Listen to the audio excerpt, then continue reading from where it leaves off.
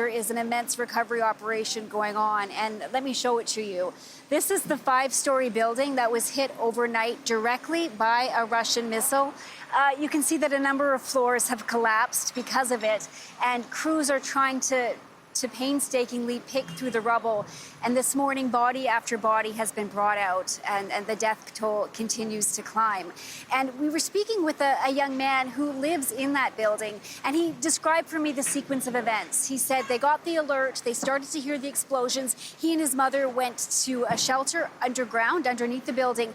He said that's when it was hit by a missile, and immediately he said the shelter filled with smoke.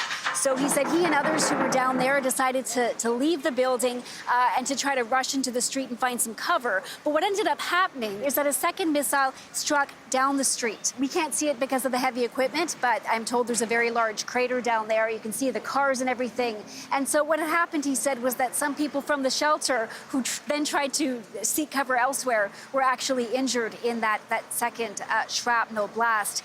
This is just one site throughout the city. We understand that 20 neighborhoods were hit in the overnight attack. There was an office for the EU delegation to Ukraine that was damaged. Images show that, there was debris all over the office and ceiling tiles were falling down.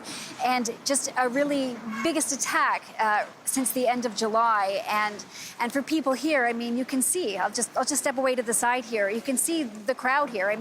You have people that lived in this building. I spoke to one man who wasn't there at the time, but his wife was, and he was basically just sitting on the curb waiting for news from rescuers. So it's a very difficult situation, but I think we have to remember that this is something that Ukraine has now been dealing with for more than 3.5 years.